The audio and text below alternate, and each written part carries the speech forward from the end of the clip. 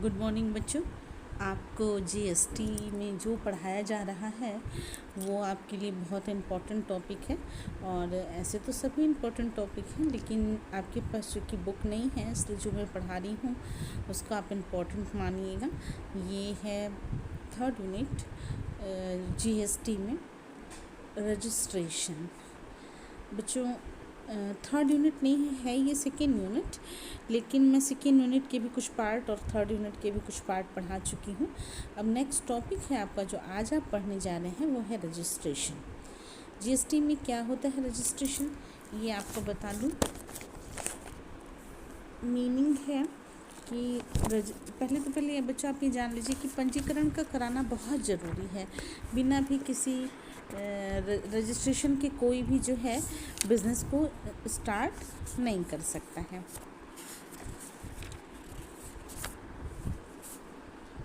किसी भी कर व्यवस्था में करदाता की पहचान के लिए उसका पंजीकरण एक मूलभूत प्रक्रिया है और आवश्यकता होती है।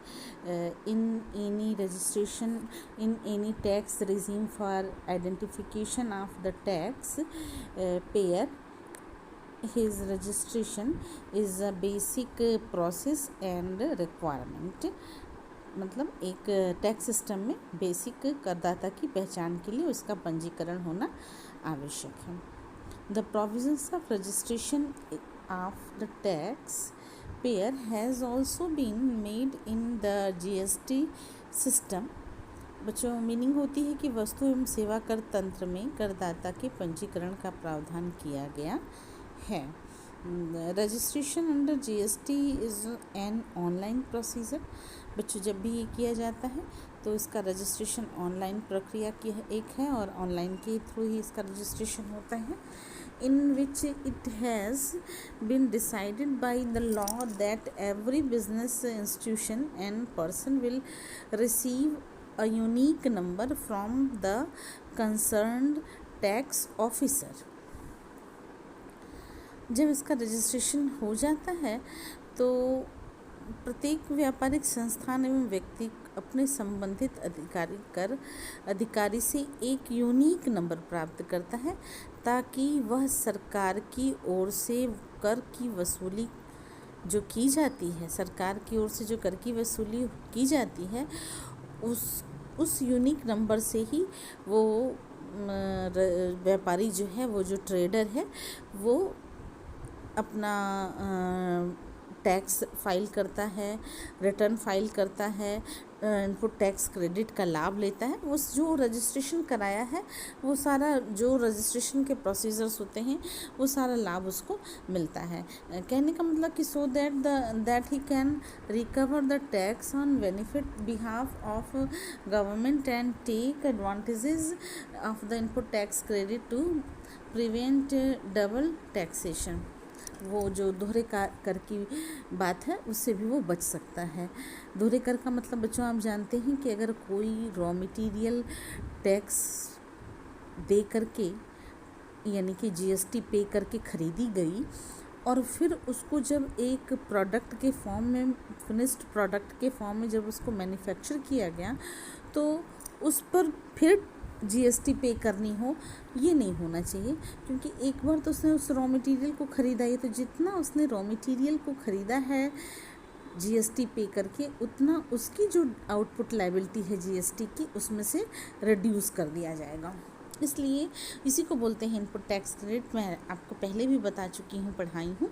तो इनपुट टैक्स क्रेडिट के एडवांटेज के लिए उस पर्सन का अपना एक बिजनेस में यूनिक नंबर मिल जाए ही, और वो रजिस्टर्ड हो जाए, वो कोई अवैध वर्क या इलीगल वर्क नहीं कर रहा है, इसलिए उसका रजिस्ट्रेशन होना ज़रूरी है। और हर व्यापारी को चाहे छोटा व्यापार हो चाहे बड़ा व्यापार हो, एक पैन नंबर के बेस्ड पर उसको रजिस्ट्रेशन करना ही पड़ता है, कराना ही पड़ता है। Registration under GST is pan based and specific state based.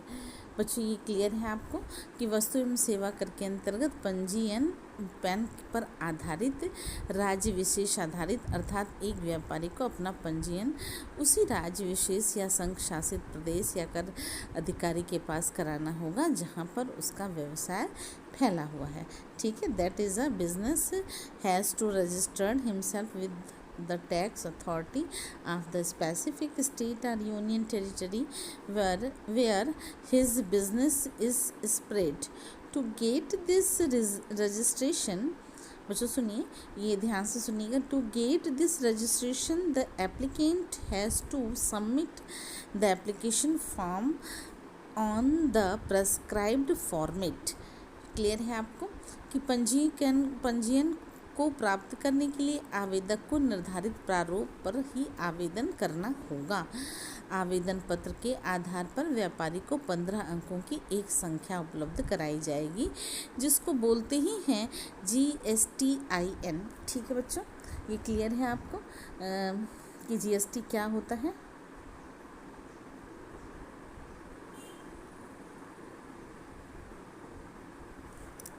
GST में रजिस्ट्रेशन क्या होता है ये आपको क्लियर हो गया होगा कि goods and service tax in identification number, GST in कहते हैं इसको। GST in is once identity when he has any kind of contact or work with GST department। Okay बच्चों, इसकी मीनिंग ही है ये कि अपनी पहचान, एक पंजीयन प्रमाण पत्र भी उपलब्ध कराया जाएगा जिसमें कि पंजीयन संबंधी समस्त कार्यवाही ऑनलाइन होती है। ये सारा कुछ उसमें लिखा रहेगा।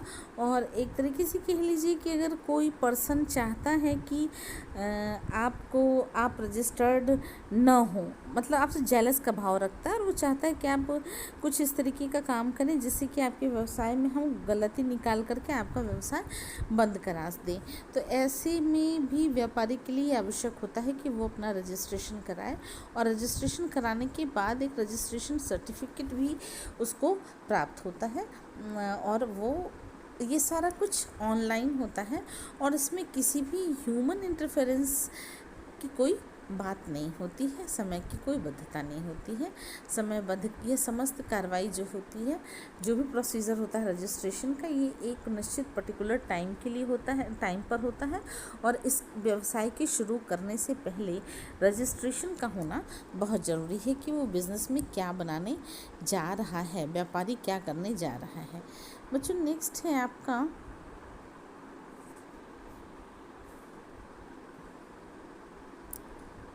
Advantages of registration. पंजीकरण के क्या लाभ हैं। The following advantages of registration under GST are available. Business gets recognition because the business is registered under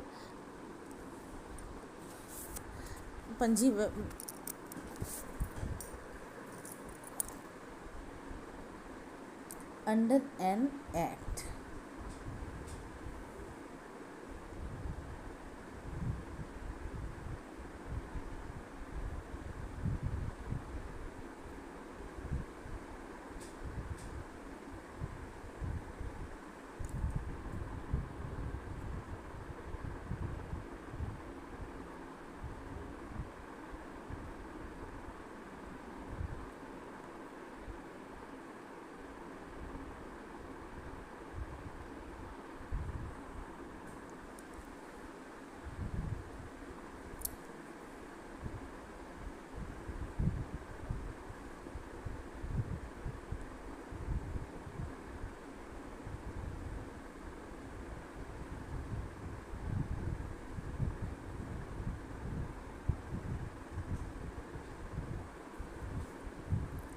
In the field of competition, the comparativeness of registered business increase. In the field of competition, बच्चों increase increases compared to non-registered businesses because the registered business has a valid registration certificate। बच्चों इसमें व्यवसाय की मान्यता मिल जाती है registration के बाद, क्योंकि व्यवसाय एक अधिनियम के अधीन पंजीकृत हो जाता है। प्रतियोगिता के क्षेत्र में गैर पंजीकरण यानी कि नॉन रजिस्टर्ड बिजनेस की अपेक्षा रजिस्टर्ड बिजनेस की प्रतिस्पर्धी क्षमता बढ़ जाती है, क्योंकि जब रजिस्टर्ड पर्सन या रजिस्टर्ड बिजनेस के साथ पास एक वैध पंजीयन प्रमाण पत्र होता है, यानी कि लीगल रजिस्टर्ड पेपर होता है। फिर है बच्चों सेकंड है कि in the field of competition the competitive of registration business increase compared to non-registered businesses because the registered business has a valid registration certificate.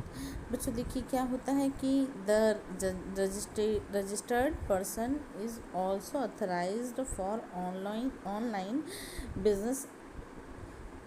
Online business e-commerce platform, thus the field of business increase.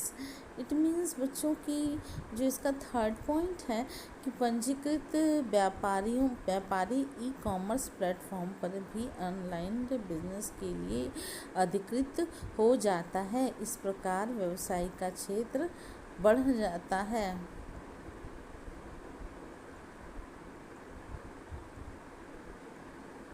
Next बच्चों इसी में fourth point है इसका। देखिए fourth point है कि registered trader are authorised to avail the input tax credit.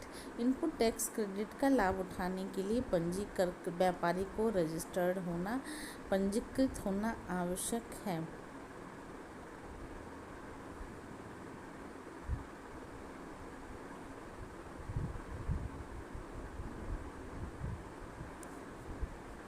इसमें बच्चों देखिए फोर्थ पॉइंट जो है वो है कि registered trader are authorised to avail the input tax credit. Input tax के लिए उसको इनपुट टैक्स क्रेडिट का लाभ उठाने के लिए उसको पंजीकरण ज़रूरी है। Without registration the registered merchant of GST gets authorized to do business to anywhere in India from anywhere and to anybody। बच्चों रजिस्टर्ड पर्सन कहने का मतलब ये कि बिना किसी प्रतिबंध के वस्तु एवं सेवा कर में पंजीकृत व्यापारी संपूर्ण भारत में कहीं भी हो, कहीं से भी हो, किसी भी प्रकार का व्यापार करने के लिए अधिकृत होता है। बच्चों ये पॉइंट आपको समझ में आ गया होगा कि रजिस्ट्रेशन कराना इसलिए भी ज़रूरी है कि भारत में व्यक्ति कहीं भी अपने व्यवसाय को कर सकता है, कहीं भी वो इस्टेब्लिश हो सकता है। क्योंकि नेक्स्ट जिसके बाद है वो है GST registered person are authorised to particular in government traders government tenders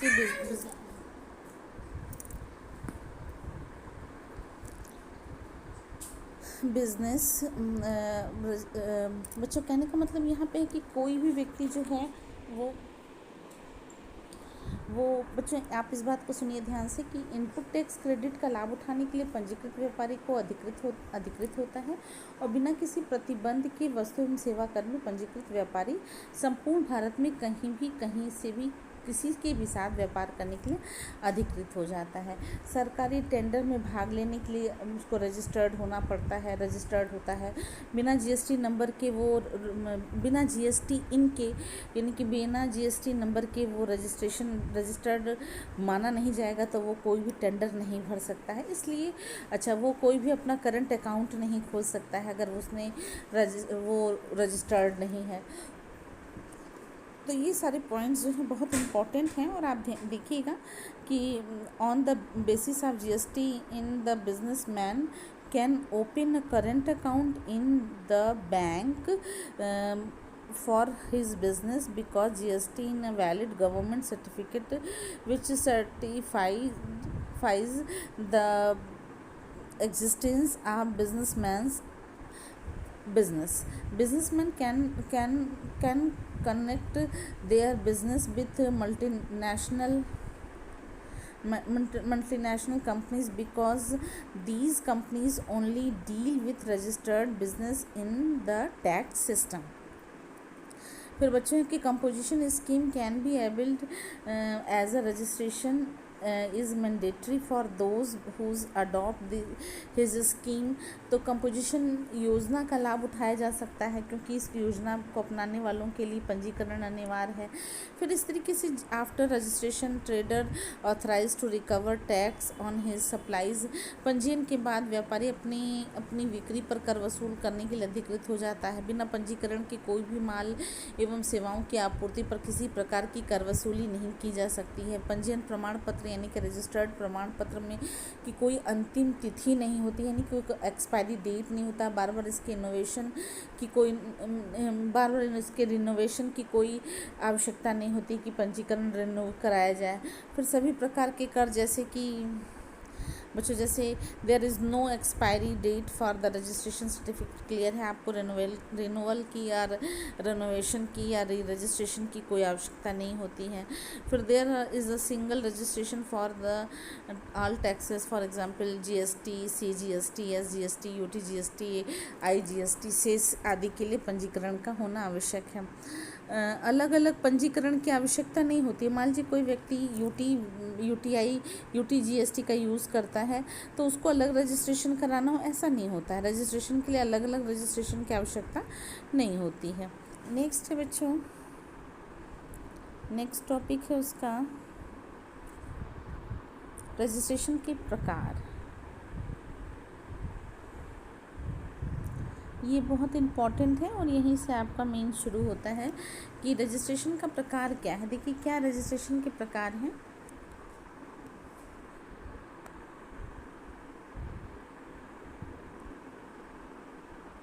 registration 4 प्रकार का होता है। मैंडेटरी अनिवार्य रजिस्ट्रेशन, वॉलेंट्री ऐच्छिक रजिस्ट्रेशन, रजिस्ट्रेशन बाय डिपार्टमेंट विभाग के द्वारा रजिस्ट्रेशन, और एक है डीम्ड रजिस्ट्रेशन माना गया पंजीकरण। अब क्या होता है मैंडेटरी?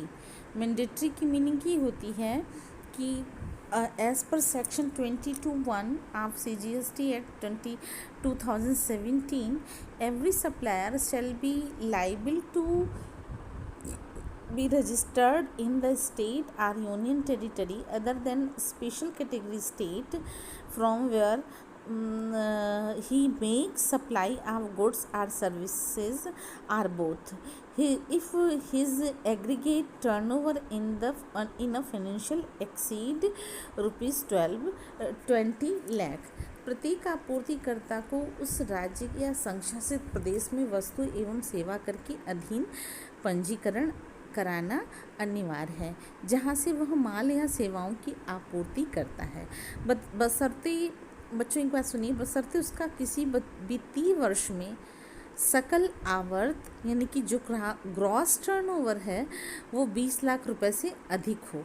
लेकिन यदि कोई आपूर्तिकर्ता जो कि स्पेशल कैटेगरी के स्टेट हैं उनमें बिजनेस कर रहा है तो उस सकल आवर्त जो है, जो उसकी जो सकल आवर्त का मतलब कि जो टोटल टर्नओवर, एनुअल टर्नओवर है वो 10 लाख रुपए के से एक्सीड करनी चाहिए, 10 लाख रुपए से अधिक होनी चाहिए। देखिए उसमें स्पेशल कैटेगरी के जो स्टेट हैं वो कौन कौन से हैं बच्चों? 10 स्टेट हैं। अरुणाचल प्रदेश, मेघालय, नागालैंड, त्रिपुरा, उत्तराखंड, मणिपुर, मिज़ोरम, सिक्किम, तेलंगाना एंड पुडुचेरी। ठीक है, पुडुचेरी जो है उसको भी इसमें जोड़ा गया है। ये स्पेशल कैटेगरी के स्टेट हैं और स्पेशल कैटेगरी के स्टेट में ये अच्छा बच्चों ये जो स्पेशल कैटेगरी के स्टेट हैं, उन स्टेट वो कॉन्स्टिट्यूशन से जुड़े हुए हैं। वो उन इन सब में जो लोग भी बिज़नेस कर रहे हैं उनको ये ध्यान रखना होगा कि सेक्शन 22 के अकॉर्डिंग, 22(1) के अकॉर्डिंग इन राज्यों के जो थ्रेशोल्ड बिजनेस है, यानी कि एनुअल रिटर्न बिजनेस जो है वो 20 लाख के स्थान पर 10 लाख ही होगी। ये 10 राज्य हैं। नेक्स्ट है बच्चों, इसके बाद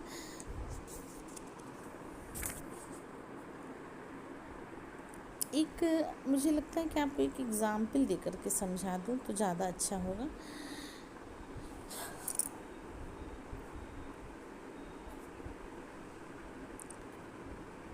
एग्ज़ाम्पल ये कि मैसर्स XY लिमिटेड के व्यवसाय का स्थान नागालैंड, राजस्थान और हरियाणा में है, जहां से वे अपने माल की जो अपने प्रोडक्ट है उसकी सप्लाई करते हैं। उनकी तीनों स्थान की कुल जो वार्षिक बिक्री है वो 8 लाख है।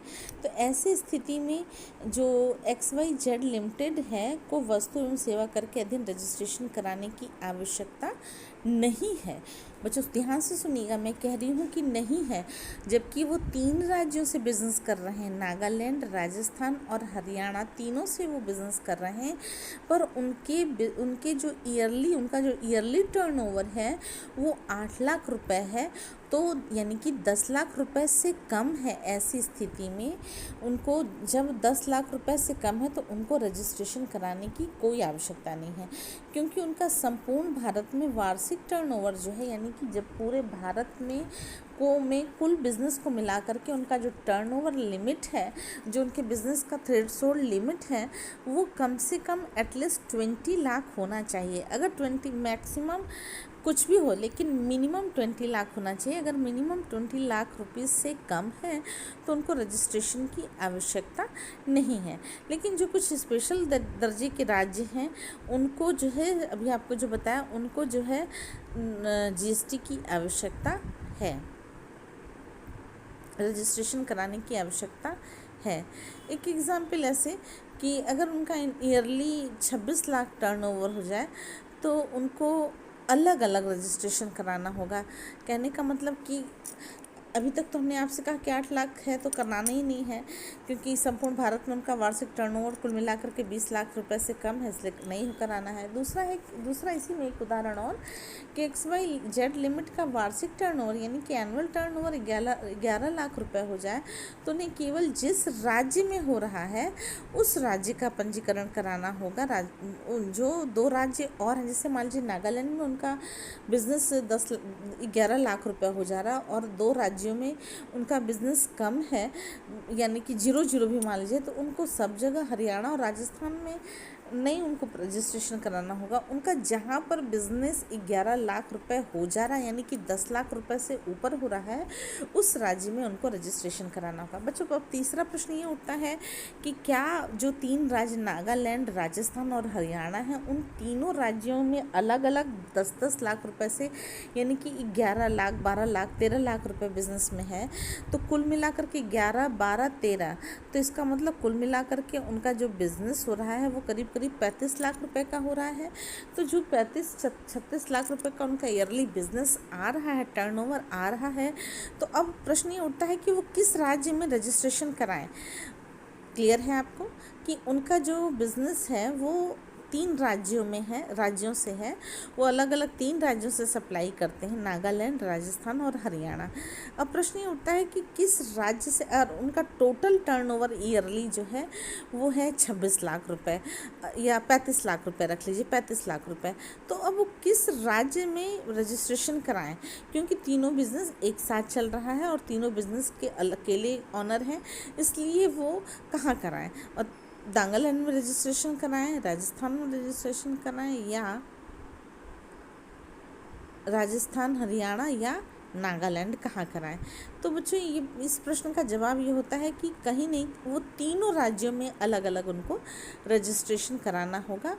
सिर्फ एक अंतर ये रखना होगा, 3 पैन नहीं लगेगा, एक ही पैन पे 3 रजिस्ट्रेशन होंगे, 3 राज्यों में रजिस्ट्रेशन होंगे, क्योंकि टर्नओवर 10 लाख लिमिट जो है वो केवल 10 से 15 लाख रुपए की है, और यहाँ पे बिजनेस जो है वो 26 लाख रुपए हो गया है। ठीक है, ये आपको बच्चों समझ में आया होगा इसका।